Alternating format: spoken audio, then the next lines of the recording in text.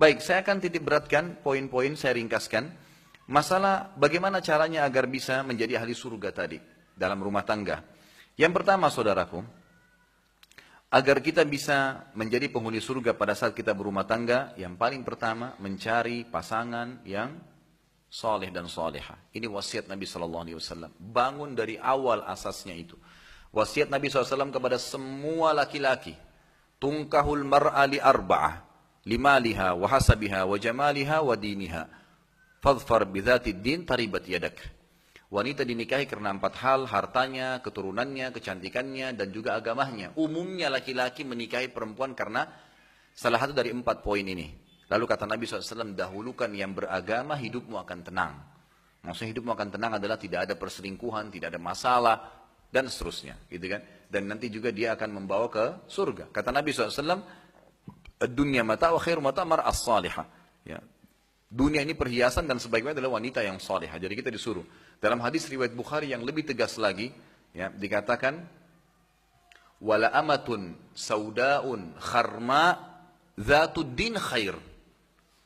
Bagi laki-laki dianjurkan menikah dengan seorang wanita budak berkulit hitam dan kharma. Kharma itu nggak ada pemisah hidungnya. Jadi lubang hidungnya satu. Bayangkan jeleknya itu. Sudah budak hitam kharma. Tapi kata Nabi apa? Zatuddin, beragama khair, lebih baik. Karena memang itu simbolik secara duniawi. Ingat kita akan pindah ke akhirat. Di sana sudah banyak macam-macam janjinya, gitu kan? Jadi ini cuma melewati kehidupan dunia. Di situ perintahnya. Kalau untuk perempuan apa kata Nabi SAW? Dan anda juga laki-laki sebagai walinya perempuan, jangan tahan anak perempuan, jangan tahan saudari perempuan, nikahkan. Harus ijazah, harus sarjana, harus begini, harus begitu. Ini semua nggak dibawa, nggak ditanya oleh malaikat ijazahnya dokter atau bukan gitu. Yang ditanya itu dia sudah melakukan perintah agama atau tidak. Kata Nabi SAW kepada wanita, setiap wanita dan setiap walinya, ayahnya, idza ja'akum man tardawna dinahu wa khuluquhu fazawwijuh illam taf'alu takum fitnatun fil ardi wa fasadun kabir. Kalau telah datang kepada kalian wahai kaum wanita dan walinya, perempuan, laki-laki yang kalian ridhoi, bukan kekayaan, bukan ketampanan, agama dan akhlaknya. Terima lamarannya, nikahkan dia. Kalau tidak terjadi kerusakan di muka bumi, gitu kan? Begitu. Berapa banyak sahabat yang datang kepada Nabi SAW, lalu kemudian mereka meminta agar Nabi SAW berikan tunjukkan jodoh. Mereka minta ada 2 laki-laki yang ganteng ditunjuk, ini ya Rasulullah, ini ya Rasulullah. Nabi SAW tunjuk Usama bin Zaid. Usama bin Zaid ini anak budaknya Nabi SAW berkulit hitam. Tapi Nabi SAW mengatakan Usama lebih baik kalau kau ingin mengikuti saran saya. Jadi di sini agama, pondasi pertama agama. Teman-teman sekalian tolong difahami. Kita sebagai orang tua kalau sudah punya anak, kalau belum menikah teman-teman yang bujang atau yang gadis juga pegangi masalah ini. Yang itu. Di sini memilih pasangan yang baik dan soleh ini akan menghilangkan banyak sekali PR rumah tangga. Contoh begini. Kalau ada yang bertanya kepada saya, Ustadz saya sudah 10 tahun menikah, istri saya nggak mau pakai jilbab. Istri saya nggak mau baik sama saya, nggak mau patuh. Sampai tadi malam saya kaget ada ikhwah yang datang curhat dengan saya di Jakarta. Ustadz, afwan saya ada masalah Ustadz. Kenapa akhi? Saya baru cerai dengan istri. Kenapa kok langsung cerai, ini ada apa? Kebetulan saya lagi mau pulang ke rumah, baiklah kita ketemu di tengah jalan, ada restoran mampir. Terus dia ngomong sama saya, yang dia ceritain terus terang nggak masuk di otak saya itu. Kok bisa ada wanita seperti ini gitu? Semoga Allah berikan hidayah. Dia bilang, ini istri saya suka mengajak saya berantem, jadi diajak pakai pukul-pukulan, berantem, banting barang, tanpa sebab. Kenapa sebabnya akhi? Ente sportif, bilang sama anak. Dia bilang iya, saya sebenarnya kadang-kadang kalau mau keluar, gitu, mau keluar rumah, kalau dia curiga sesuatu pasti dia langsung tahan rumah. Saya dipahan, tidak boleh keluar. Saya mau keluar nggak mau, akhirnya dorongan, akhirnya berantem. Ini rumah tangga atau ajang gulat gitu. Lah iya, untuk apa berumah tangga kalau mau jor-joran, mau pukul-pukulan? Orang berumah tangga itu mau cari ketenangan, ketentraman. Dan kata kuncinya agama. Agama, jangan tidak. Ada orang bilang saya 10 tahun nikah Ustaz, ya, tidak, istri saya tidak mau pakai jilbab, nggak mau patuh dengan saya, nggak mau melayanin saya, keras kepala. Ada juga ibu-ibu pernah bilang, Ustaz saya sudah 10 tahun menikah, suami saya nggak sholat, tiap hari selingkuh. dan beragam macam masalah. Terus saya tanya, Bapak Ibu sekalian, sebelum saya jawab, saya mau tanya, jujur dijawab ya. Sebelum Anda menikah, tahu nggak kalau pasangannya begitu? Ini ibu-ibu ini yang suaminya suka playboy ini, sudah tahu belum sebelum nikah begitu? Subhanallah, kalau kita niat mau nikah, Allah kayak bongkar tuh. Ada sesuatu yang Allah tunjukkan tentang dia. Kalau Anda istikharah, ada saja informasi yang sampai secara tidak kita sengaja, dengan caranya Allah berputar sampai ke kita. Ternyata memang dia dasarnya sudah playboy, dia suka bohong. Tapi si ibu ini, si ukhti ini karena terlalu suka, karena ganteng lah, karena apalah, simbolik dunia, itu kan kemasan dunia ini, maka dia nggak apa-apa paksain diri. Maka jangan heran kalau terjadi perselingkuhan lagi setelah itu. Ya kan gitu. Tapi kalau orang dasarnya setiap azan ke masjid, sholat, ikut pengajian, ahli ibadah, penuh masjid, Masya Allah, ada anak muda yang baik-baik. Bukan itu diprioritaskan, kenapa? Gitu. Mereka akan menuntun, gitu kan? Mestinya begitu. Sama halnya juga dengan laki-laki. Kadang-kadang cuma fisikal saja yang diprioritaskan. Bukan itu tidak salah. Tetapi kita harus pertemukan dengan masalah agamanya. Ini poin penting. Jadi cara untuk menjadi ahli surga yang pertama dalam rumah tangga mencari pasangan yang soleh dan soleha. Kemudian juga yang kedua adalah harusnya dibentuk di dalam rumah tangga itu ya, ilmu pengetahuan tentang surga dan neraka, majelis ilmu lah pokoknya. Coba ajak pasangan kita terbiasa untuk hadir di majelis ilmu. Kalau suami lagi ikhwah lagi ke masjid musola ada pengajian seperti ini, diajak istrinya. Istri agar pengajian saling bertukar informasi dengan suaminya. Coba begitu. Hidupkan, karena begini tangganya.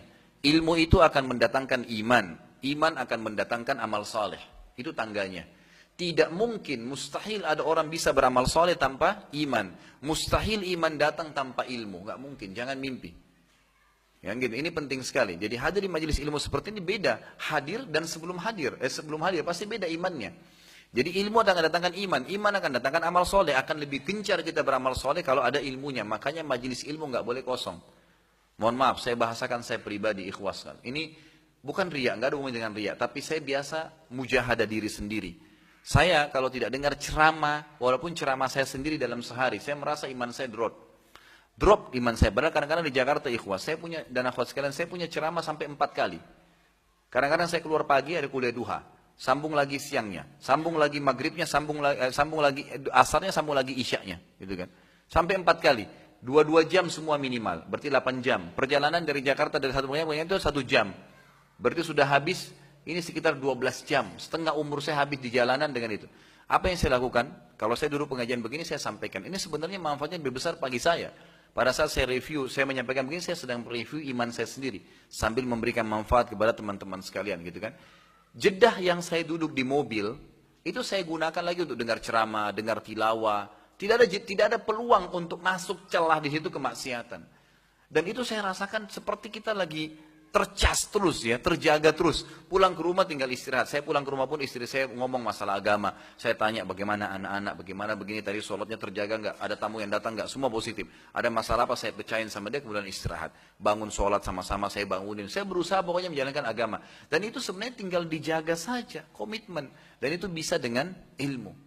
Ada banyak alhamdulillah di Jakarta pengajian saya mereka berubah. Saya bilang Bapak Ibu sekalian, ada hal-hal mendasar yang tidak bisa kita pertemukan. Begini, pahala itu, amal soleh punya kenikmatan, dosa itu juga punya kenikmatan. Tapi dua kenikmatan ini tidak bisa disatukan. Kalau antum pelimplang, sebentar berpahala, sebentar buat dosa, maka ini tidak jelas statusnya. Tidak pernah merasakan kehusyuan sholat, tidak pernah merasakan nikmatnya ibadah, juga kemaksiatannya setengah-setengah. Gitu. Ini memang begitu, tidak bisa disatukan. Kenikmatan ibadah ada, dan kenikmatan dosa ada. Contoh, antum sudah biasa menjaga sholat, begitu azan langsung sholat. Dan kita sudah coba komitmen untuk itu. Dan ingat, ibadah harus tanda kutip dipaksakan. Manjadda wajad. Siapa yang berusaha dia akan dapat, gitu kan? Walladzina jahadu fina lanahdiyannahum subulana, kata Allah. Yang berusaha memaksakan dirinya mau beribadah ke jalan kami, kami akan tunjukkan jalan-jalan kami. Kalau bapak ibu dan ikhwas sekalian tidak jadwalin sholat malam, tidak bakal pernah sholat malam selamanya. Kalau tidak jadwalin baca Quran, cuma dipajang di lemari, tidak akan pernah baca Quran, gitu kan?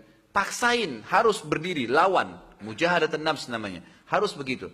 Nah nanti kita kalau paksain ibadah, kita akan rasakan kenikmatan ibadah itu.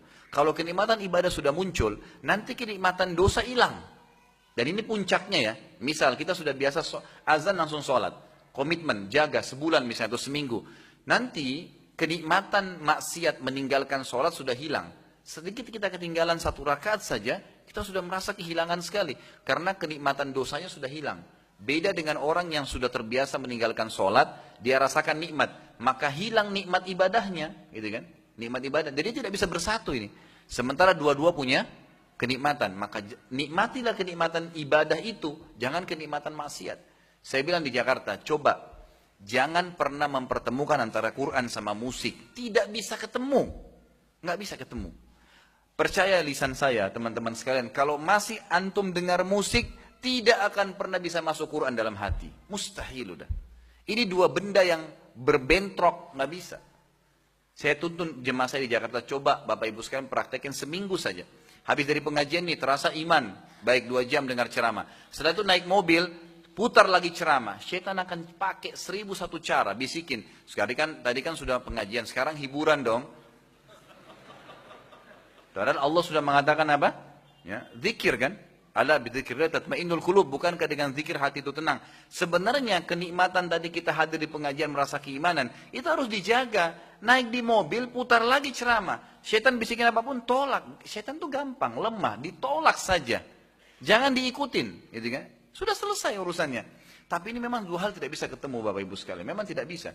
Makanya Abu Bakar wajar mengatakan musik itu adalah mazamirus syaitan. Ya, panah atau paku beracunnya syaitan. Susah sekali bertemu antara itu. Pastikan kalau antum dengar musik tidak bisa dengar Quran. Susah. Kalaupun dengar Quran itu tidak ada kenikmatannya. Tidak ada ceritanya kita mau nangis karena dengar ayat itu susah. Gitu kan? Tapi kalau komitmen Quran aja terus, maka nanti ini akan hilang kenikmatannya. Kita merasa nggak enak.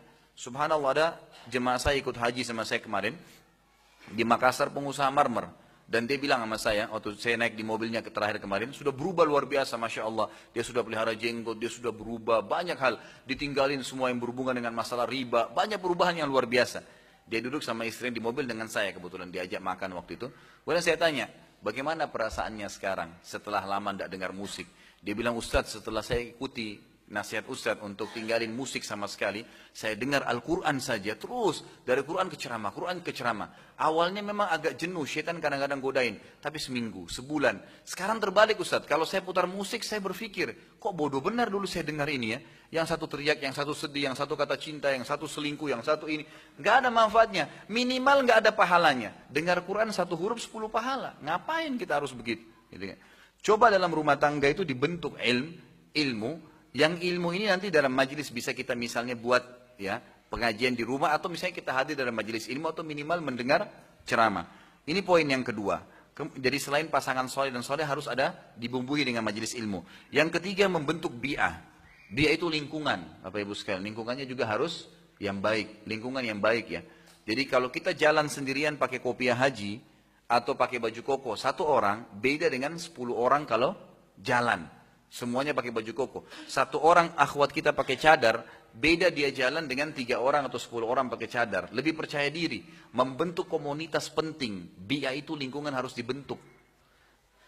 Bi'ah ini berhubungan juga dengan poin keempat, masalah teman. Saya sering kasih contoh begini. Mohon maaf kalau teman-teman masih ada yang merokok, saya bahasakan ini. Mudah-mudahan bisa menjadi inspirasi gitu kan. Sebenarnya itu kan masalah sugesti saja. Masalah sugesti. Ada teman-teman di Jakarta banyak tinggalkan rokok gara-gara saya bahasakan ini. Kalau saya tanya teman-teman yang masih merokok, kenapa Anda merokok? Jawabannya selalu, kalau saya tidak merokok, tidak bisa berpikir.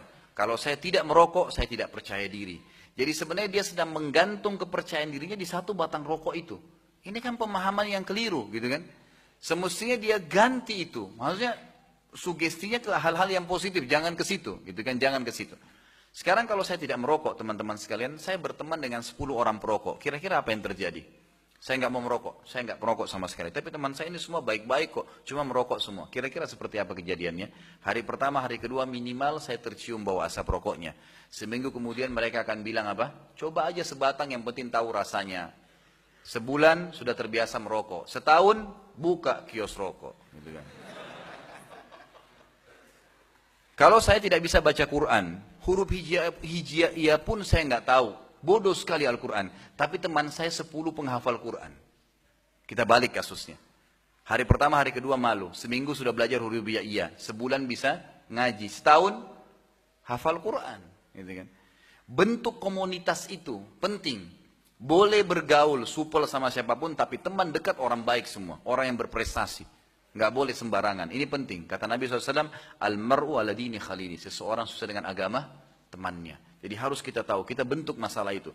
Insya Allah dengan kita bentuk ini, dengan izin Allah Subhanahu Wa Taala, kita akan terbentuk menjadi penghuni surga. Tinggal tunggu mati datang, selesai.